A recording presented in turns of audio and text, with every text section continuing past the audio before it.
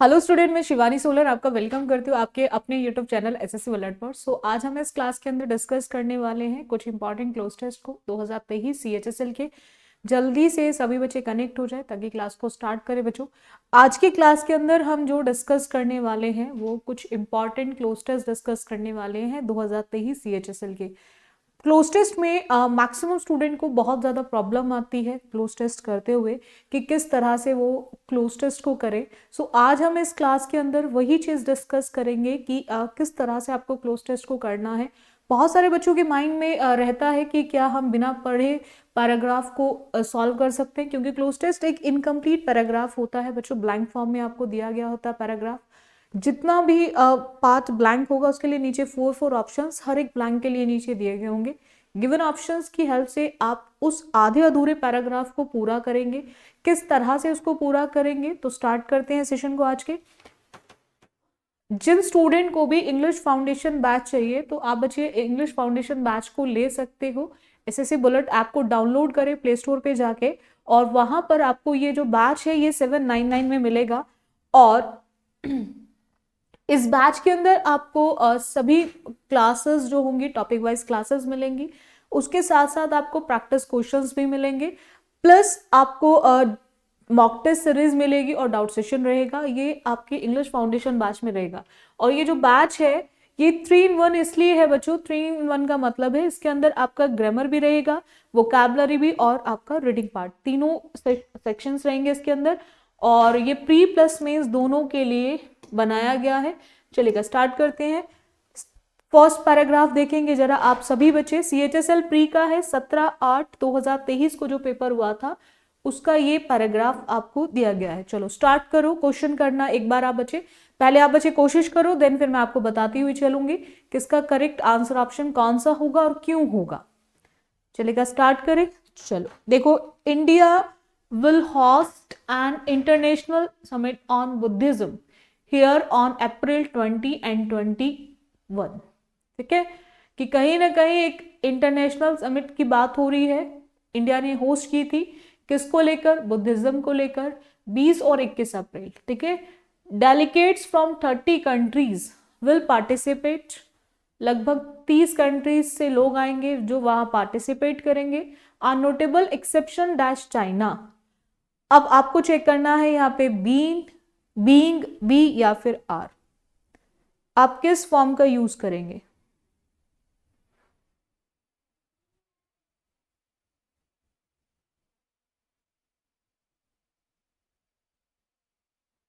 B का use करेंगे, been का, बी का या फिर आर का?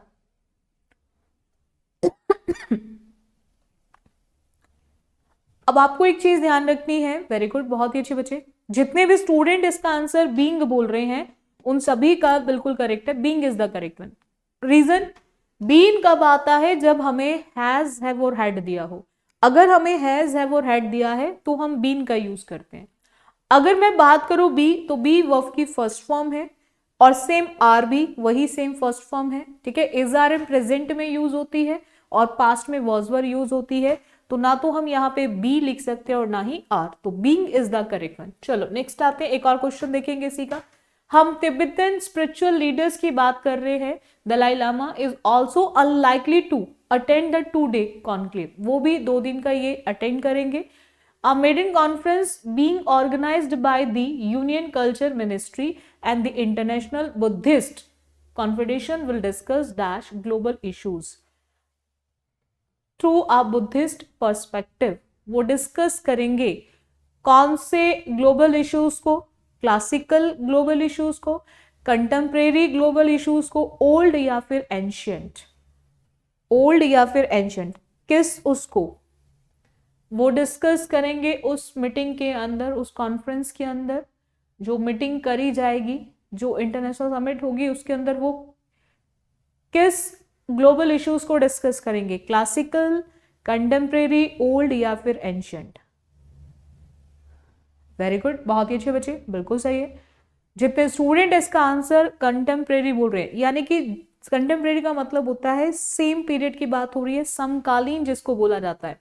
समकालीन जो भी ग्लोबल इश्यूज हैं उनको लेकर वो उसके अंदर डिस्कस करेंगे। ठीक है, तो contemporary is the correct one. चलो नेक्स्ट आते हैं, थर्ड ब्लैंक के लिए जरा चेक करो आप बच्चे।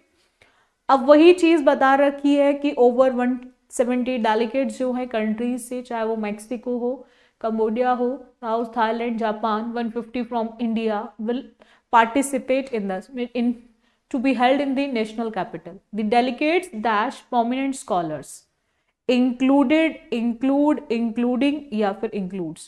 आपको चेक करनी है किस फॉर्म को यूज करोगे। बिफोर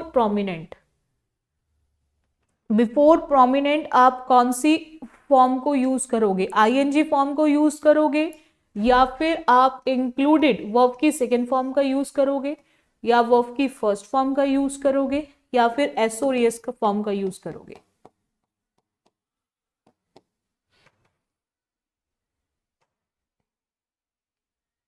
अब ये दो तरह से है, एक तो टेंस बेस्ड क्वेश्चन है, टेंस के अंदर आपको फॉर्म बतानी है ना। एक तो टेंस बताना है, प्रेजेंट आएगा, प्रोग्रेसिव एक्शन वाला केस होगा या फिर आपका कंप्लीटेड पास्ट वाला केस होगा, ठीक है।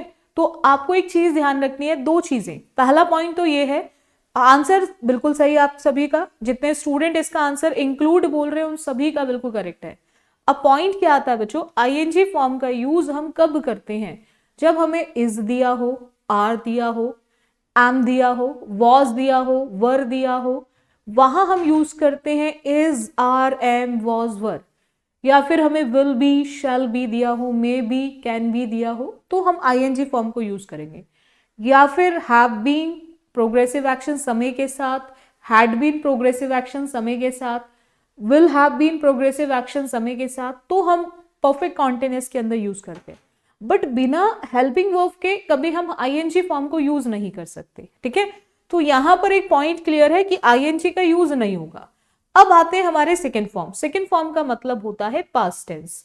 सेकेंड फॉर्म यूज होती है पास्ट इंडेफिनिट में। कौन से टेंस में यूज होती है, पास्ट इंडेफिनिट में। अब आप एक चीज ध्यान रखो बच्चों कि हम बात कर रहे हैं फ्यूचर में होने वाले केस को लेकर, तो फ्यूचर में होने वाले केस को लेकर तो हम पास्ट का यूज कैसे करेंगे, अभी वो होनी है ना, तो हम पास्ट का यूज कर सकते हैं नहीं, तो ये ऑप्शन खत्म। अब दो ऑप्शन बचे हैं, एक इंक्लूड्स, ये भी प्रेजेंट इंडेफिनिट को बच्चों बताता है, और एक है इंक्लूड, ये भी प्रेजेंट इंडेफिनिट। ये दोनों आपके जो फॉर्म है वर्ब की, ये बच्चों दोनों किसको बताते हैं, प्रेजेंट इंडेफिनिट को। अब यहां पर आप किस फॉर्म का यूज करोगे प्रेजेंट इंडेफिनिट में, तो यहां पर बच्चे आपको ध्यान रखना है कि ये डिसाइड करेगा आपका सब्जेक्ट। यहां डेलिकेट नहीं, डेलिकेट्स लिखा हुआ है, एसोरियस। एसोरियस जो है ये आपके सब्जेक्ट प्लूरल को बताता है ना। तो हमें ये ध्यान रखना है कि अगर हम किसी वर्ब में एसोरियस लगाते हैं तो वो तो वर्ब को कैसा बनाएगा, वो वर्ब को वहां पे कैसा बना देगा, वो तो सिंगुलर बना देगा ना। और हमें सब्जेक्ट कैसा दे रखा है बच्चों, प्लूरल दे रखा है। तो ग्रामर का एक सिंपल सा रूल है, जैसा सब्जेक्ट होगा वैसी वर्ब होगी। तो इसीलिए आपका इंक्लूड करेक्ट है और इंक्लूड्स आपका इनकरेक्ट है। इतना क्लियर है सभी को। चलो नेक्स्ट आते हैं, एक और क्वेश्चन देखो, फोर्थ ब्लैंक के लिए जरा चेक करो क्या होगा आपका। अब ये सारी चीजें बता दी हैं, जो लार्जेस्ट नंबर ऑफ डेलीगेट्स होंगे वो कहाँ से, श्रीलंका से 20 आएंगे, वियतनाम से आपके 30 आएंगे। Abhijit Halder, director general of international Buddhist confederation said that while no delegate had been confirmed from China, कोई भी डेलीगेट अभी तक कंफर्म नहीं किया गया है चाइना से, है ना। there would be 2 participants from Taiwan, Taiwan से 2 हो सकते हैं, है ना, होंगे। the invitation dash sent to various Buddhist institutions, जो इन्विटेशन है, आमंत्रण है, वो बहुत सारे बुद्धिस्ट इंस्टीट्यूशंस को भेजा गया है, एंड नॉट टू गवर्नमेंट्स, ना कि गवर्नमेंट्स को। इंटरनेशनल वहां पर भेजा तो गया है इंस्टीट्यूशंस को, बट गवर्नमेंट्स को नहीं भेजा गया है। तो इन्विटेशंस के साथ आप अगेन वर्ब बतानी है, कौन सी वर्ब आएगी, हैड आएगी या फिर वर, हैज या फिर वॉज। अब हमें एक चीज तो क्लियर है कि हम बात कर रहे हैं इन्विटेशंस की। अब हम यहां पर देखो 2 चीजें हैं, पहले आप लगाओ एक बार क्वेश्चन में, हैड लगाओगे, वर्ड लगाओगे, हैज लगाओगे या फिर वॉज लगाओगे। पहले आप बच्चे लगाने की कोशिश करो कि आप किसका यूज करोगे, ठीक है। देन फिर मैं बताती हूं कि आप इसमें किसका यूज करेंगे। चलेगा, बहुत ही अच्छे बच्चे। बहुत सारे ऐसे बच्चे हैं जो हेड को सोच रहे हैं और हेड बोल भी रहे हैं, लेकिन आपको ध्यान रखना हेड नहीं होगा। उसका रीजन क्या है? उसका रीजन ये है कि इनविटेशन खुद चलकर नहीं जाएगा, यानी कि हम भेजने का काम कोई और करेगा। ये जो सेंटेंस दिया गया है बच्चों, ये आपको पैसिव वॉइस में दिया गया है। किस में दिया गया है? पैसिव वॉइस में। तो पैसिव वॉइस में दिया गया है। दूसरा इनविटेशंस है, इनविटेशंस एस जो है ये कैसे सब्जेक्ट को बता रहा है? प्लूरल सब्जेक्ट को बता रहा है। किस सब्जेक्ट को बता रहा है? प्लूरल सब्जेक्ट को बता रहा है। तो यहां पर एक चीज तो हमें क्लियर है कि जब सब्जेक्ट हमारा प्लूरल होगा तो वर्ब भी प्लूरल होगी। पहले उन दो ऑप्शंस को हटा सकते हैं जो हमें दोनों ही सिंगुलर फॉर्म में दिए गए हैं। हैज भी हमारा सिंगुलर है और वॉज भी हमारा सिंगुलर है, ये दोनों ही सिंगुलर हैं। तो हम इन दोनों ऑप्शंस को हटा सकते हैं। हटा दिया भाई, हमने हटा भी दिया, क्योंकि इनविटेशंस है, इनविटेशन नहीं है। अब पॉइंट आता है हेड या फिर वर। तो अगर हेड के साथ आप वर्ब की फर्स्ट फॉर्म यूज करते हो, हेड के साथ आप वर्ब की फर्स्ट फॉर्म, वर्ब की थर्ड फॉर्म, फर्स्ट फॉर्म तो आती नहीं है हैज हैव के साथ, तो ये आपके एक्टिव केस को बताता है। ये किसको बताता है? एक्टिव वॉइस को। बट हमारा केस क्या है? पैसिव वॉइस का। भाई इनविटेशन खुद चल के थोड़ी ना लोगों के पास जाएगा। बुद्धिस्ट इंस्टीट्यूशंस के पास क्या इनविटेशन खुद जा रहा है? आमंत्रण खुद उठ के जा रहा है? नहीं, देने का काम कोई और कर रहा होगा। It is a case of passive voice. तो पैसिव में होने की वजह से यहाँ पे हैड का यूज नहीं कर सकते, क्योंकि भेजने का काम हो गया है। हमें ये क्लियर है कि इन्विटेशन भेज दिया है तो काम तो पास्ट में हो गया है, आना पास्ट टेंस ही है, लेकिन कौन सा वाला? वर्ब के साथ वर्ब की थर्ड फॉर्म। क्योंकि वॉज वर्ब के साथ बच्चों दो तरह की वर्ब आती हैं। अगर मैं वॉज वर्ब की बात करूं, वॉज वर्ब के साथ एक तो आईएनजी फॉर्म आती है और एक आपकी वॉज वर्ब के साथ आपकी वर्ब की थर्ड फॉर्म आती है। ये जो दोनों फॉर्म है ये डिसाइड जो करता है ये आपका एक्टिव और पैसिव करेगा। अगर सेंटेंस आपको एक्टिव दिया गया है तो आप वॉज वर्ब के साथ आईएनजी फॉर्म लिखेंगे, और अगर सेंटेंस पैसिव में दिया गया है तो आप फिर यूज करेंगे वॉज वर्ब के साथ वर्ब की थर्ड फॉर्म। तो यहाँ पैसिव के कारण हमें वर्ब के साथ सेंट लिखना है, क्योंकि SEND सेंड मतलब भेजना फर्स्ट फॉर्म, और इसी की सेकेंड एंड थर्ड फॉर्म होती है सेंट। सेकेंड फॉर्म भी सेंट और थर्ड फॉर्म भी सेंट। बोलो इतना क्लियर हो गया? तो यहां पर verb is the correct one. ठीक है, चलो नेक्स्ट आते, एक और क्वेश्चन देखो इसी पैराग्राफ का। देखो जरा क्या होगा। फिफ्थ ब्लैंक के लिए जरा चेक करो। ही ऑल्सो मेंशन्ड दैट, उसने एक और चीज, इसने ये चीज भी मेंशन करी हुई है that the Dalai Lama dash not attend the event due to health issues, कि वो अटेंड नहीं करेंगे उनके हेल्थ इश्यूज की वजह से। ठीक है, तो अब आपको चेक करना है ought to आएगा, might आएगा, used to आएगा या फिर dare आएगा।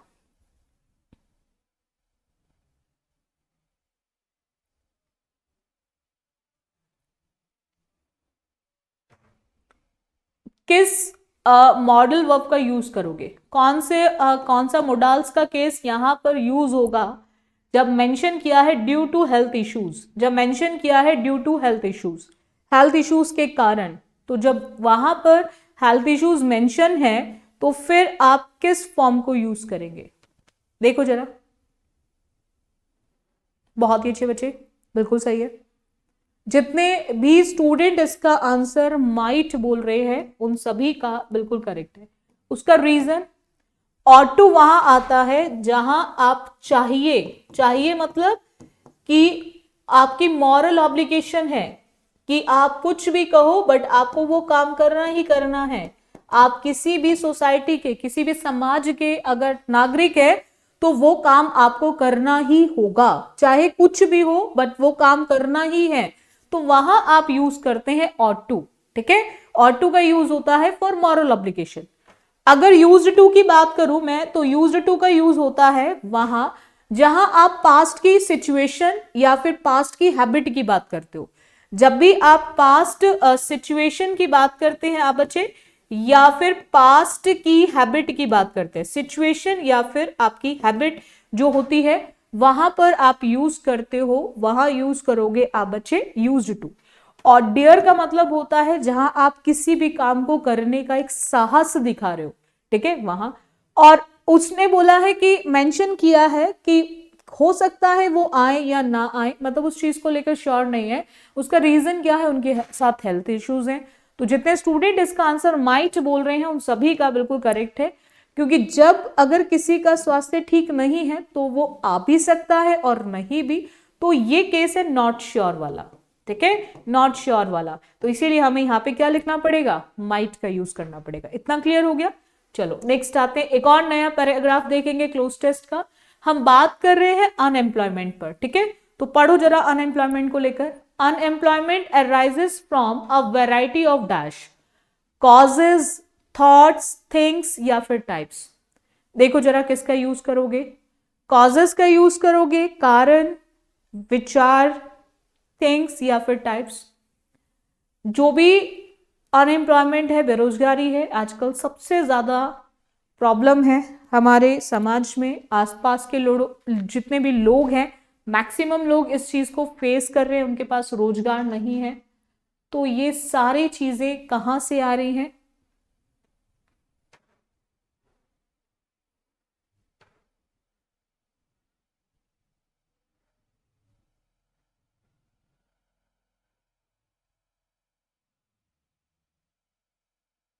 बहुत ही अच्छे बच्चे, बिल्कुल सही है। arises from a variety of causes, कारण, कारणों से, ठीक है। चलो नेक्स्ट आते हैं, सेकंड ब्लैंक के लिए जरा चेक करो क्या आएगा। अब उसने बोला है वन विच इज ऑलवेज, मतलब इफेक्ट्स भी आप देख सकते हो। We have had a recent example is the disorganization of industry resulting from a long war, ठीक है। This is a serious dash admitting of no easy dash. तो serious क्या है, एक डिस्कशन है, एक डिफरेंस है, नेचर है, या फिर ये आपकी एक प्रॉब्लम है। कहीं ना कहीं इंडस्ट्री का एक ऑर्गेनाइज्ड वे में ना होना, यानी डिसऑर्गेनाइजेशन, अस्त व्यस्त तरीके से, उसी का रिजल्ट है ये एक लंबी सी वॉर है। और ये सीरियस क्या है, डिफरेंस, डिस्कशन, नेचर या फिर प्रॉब्लम। वेरी गुड, बिल्कुल सही है भाई, एक सीरियस प्रॉब्लम ही तो है, समस्या ही तो है एक। नेक्स्ट आते हैं, admitting of no easy dash. No easy dash क्या, की, क्लू, आंसर या फिर सॉल्यूशन। किस चीज को एडमिट किया गया है कि इसका कोई आसान क्या नहीं है, की नहीं है, क्लू नहीं है, आंसर नहीं है या फिर सॉल्यूशन नहीं है at the best of times. की, क्लू, आंसर या फिर सॉल्यूशन।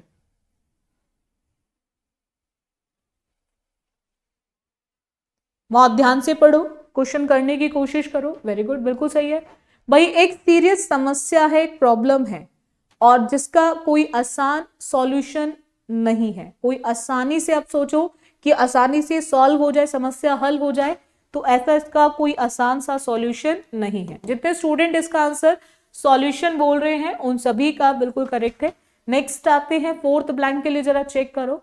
उसने बोला है कि again there is the unemployment, कि अगेन क्या है, unemployment which followed a marked diminution in the dash of many raw product, जैसे कॉटन हुआ, fewer hands are required in the mills and the factories, material, quality, quantity या फिर cloth.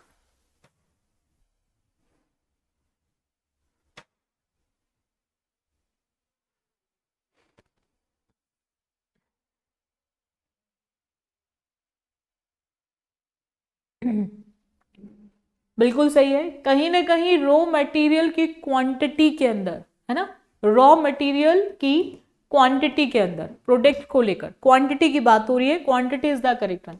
चलो next आते हैं, फिफ्थ ब्लैंक के लिए जरा चेक करो। उसने बोला है similar more serious is the effect of changes in industry. अगर हम देखें सबसे ज्यादा जो सीरियस वो है, इसका प्रभाव देखें तो वो चेंजेस है इंडस्ट्री के अंदर, due to the invention of machinery which does more work and require dash hands. भाई अगर आज अनएम्प्लॉयमेंट बढ़ा है तो वो कहीं ना कहीं जितना टेक्नोलॉजी का आविष्कार, नई नई टेक्नोलॉजी आ रही है, तो उसमें क्या हो रहा है, पहले सारी चीजें हाथ से होती थी, अब मशीनों से हो रही हैं। तो जो मशीनों से हो रही हैं तो वहां पर डेफिनेटली काम तो ज्यादा हो रहा है, लेकिन जरूरत कम है हैंड्स की, है ना। तो फ्यूअर मोर, मैनी या फिर अ लॉट ऑफ। काम ज्यादा और कम हाथों की जरूरत है वहां पे, है ना। Or yet another causes strike or lockout, and this is more to be deplored because such a stoppage is due to a very trivial matter. Perhaps the men are working half an hour longer than what their union permits. तो आपको check करना है कि यहां पर देखो, ये more positive word है, वेरी गुड, बिल्कुल सही है। मैनी भी पॉजिटिव है और अ लॉट ऑफ भी पॉजिटिव है, और एक नेगेटिव वर्ड है वो है आपका फियर। भाई अगर आप कोई काम एक मशीन से करवा रहे हो तो मशीन से करवाने में क्या होगा कि काम होगा ज्यादा, लेकिन मशीन को कम हाथों की जरूरत होगी, है ना, क्योंकि वो काम खुद करेगी। भाई कोई व्यक्ति तो उस काम को कर नहीं रहा, तो वहां पर पॉजिटिव सेंस तो आएगा नहीं। Many hands, more hands, a lot of hands की तो जरूरत नहीं होगी। हाथ कैसे होंगे? कम होंगे। काम ज्यादा मतलब काम तो ज्यादा निकलेगा और कम हाथों के साथ, यानी कि फ्यूअर इज द करेक्ट। ठीक है, तो जितने भी स्टूडेंट इसका आंसर फ्यूअर बोल रहे हैं उन सभी का बिल्कुल करेक्ट है। चलो नेक्स्ट आते हैं, नेक्स्ट क्वेश्चन देखो जरा, एक और पैराग्राफ देखें, चलो पढ़ो ध्यान से। A couple of minutes after a woman comes running towards the desk, as soon as she sees the little girl she shouts and dash up to her। कुछ मिनट बाद की बात हो रही है कि एक वुमेन जो है वो आती है भागती हुई, कहाँ? डेस्क की ओर, और एज सून एज जैसे ही उसने छोटी सी बच्ची को देखा चिल्लाती है and dash up to her. Chase, runs, stares या फिर ब्लिंक्स।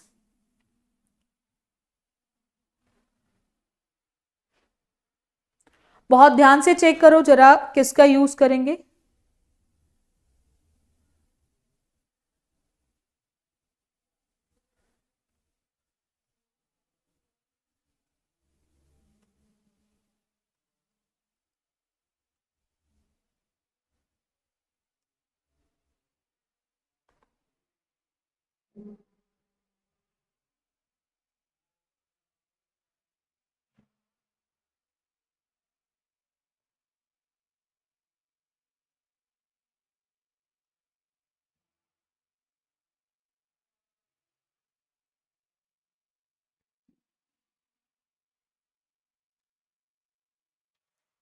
वेरी गुड, बहुत ही अच्छे बच्चे। स्टेयर होता है, घूरने की बात हो रही है, चेज किसी का पीछे करने की, तो वो चिल्लाती है और उसके पास जाती है ना, पहुंचने की। रन्स अप टू हर, ठीक है, पहुंचने की बात है, चिल्लाएगी और भाई उसके पीछे जा रही है तो मतलब वो पहुंचेगी और उस पर चिल्लाना शुरू कर देती है। सेकेंड ब्लैंक के लिए जरा चेक करो क्या होगा। She lifts the girl into her arms, वो उसको उठाती है अपने आर्म्स में, and hold her very tight, और उसको बहुत तेज पकड़ लेती है। ठीक है, then she separates herself from her daughter and looks at her dash while she says. अब आपको चेक करना है कि लुक के साथ क्या लिखोगे, ईयर्स का यूज करोगे, नेल्स का यूज करोगे, फेस या फिर स्किन। बहुत ही इजी सा क्वेश्चन है।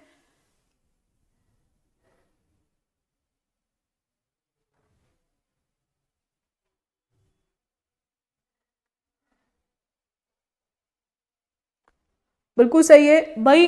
जब वो उसको सेपरेट करे, देख किसको रही होगी, देख किस पे रही होगी, उसके फेस को ही देख रही होगी ना। देखने का काम क्या होगा, फेस के साथ होगा, ईयर्स के साथ तो होगा नहीं। ठीक है, नेल्स के साथ नहीं होगा, स्किन के साथ नहीं, face. Face is the correct one. ठीक है, looks at her face. Next आते हैं थर्ड ब्लैंक, बिल्कुल सही है सभी का। थर्ड में देखो, while she says I am here, ठीक है, everything is okay, I love you honey, then she turns and dash the man. अब opts, discreet, greets and reject, कि सब कुछ ठीक है वो, ठीक है, और देन शी टर्न्स, और टर्न्स के बाद ये आएगा, ऑप्ट्स आएगा या फिर डिस्क्रीट आएगा।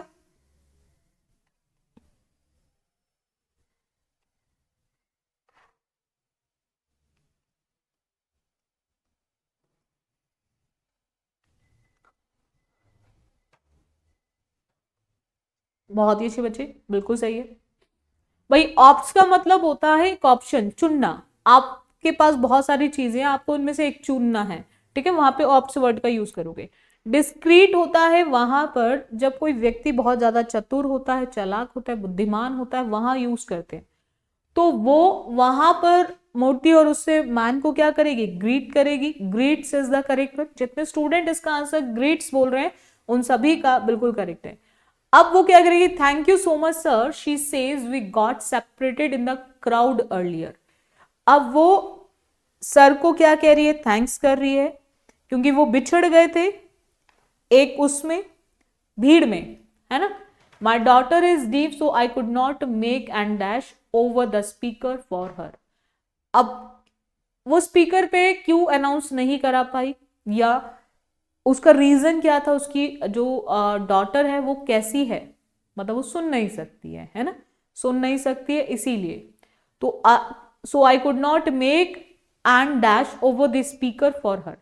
तो क्लेम नहीं करा पाई वो स्पीकर पर, उसके लिए अनाउंसमेंट नहीं करा पाई, नोटिफिकेशन नहीं, या फिर एजर्शन नहीं।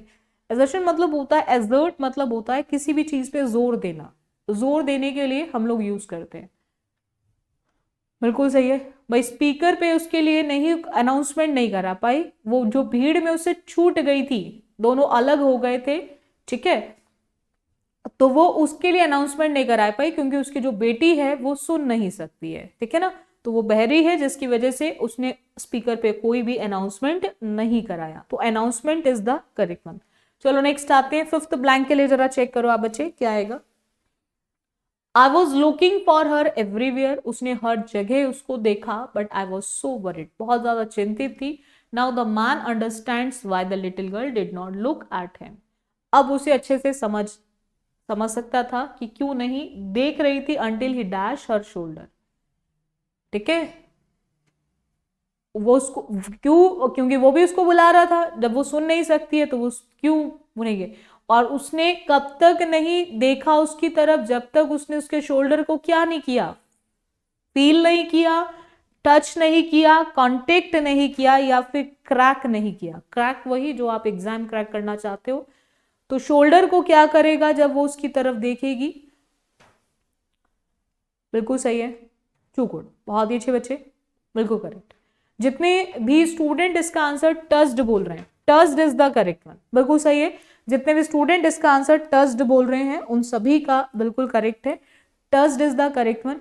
अगर कोई व्यक्ति सुन नहीं सकता है तो डेफिनेटली आपकी बात का वो तब तक रिएक्ट नहीं करेगा आपकी बात पर जब तक आप उसको टच नहीं करोगे। तो ऐसा ही उस मैन के साथ भी हुआ।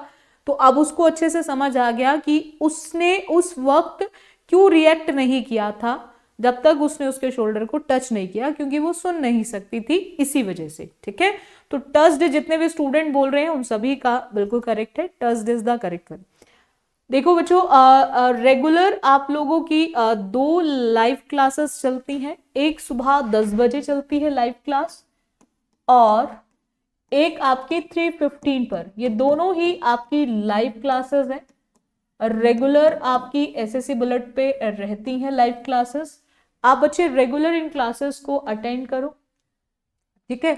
अगर आपको वोकैब में प्रॉब्लम आती है तो सुबह 10 बजे की क्लास, या आपका ग्रामर पार्ट बहुत ज़्यादा कमज़ोर है, बहुत ज़्यादा वीक है, तो आप 10 बजे वाली क्लास को अटेंड करो, क्योंकि इसके अंदर टॉपिक वाइज क्लासेस होती है ग्रामर की और प्लस वोकैब की क्लास होती है।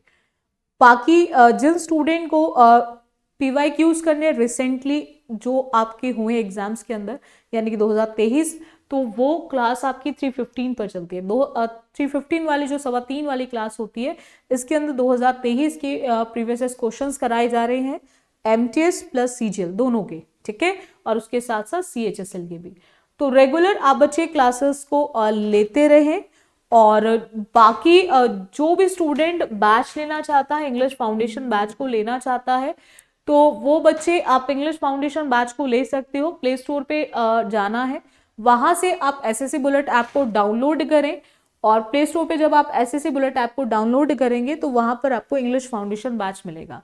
ये बैच का नाम 3-in-1 इसीलिए है, उसका रीजन है क्योंकि इसके अंदर आपका ग्रामर भी रहेगा, वोकैबुलरी भी और रीडिंग भी। और ये जो बैच है ये प्री प्लस मेंस दोनों के लिए है, ठीक है, प्री प्लस मेंस दोनों के लिए है।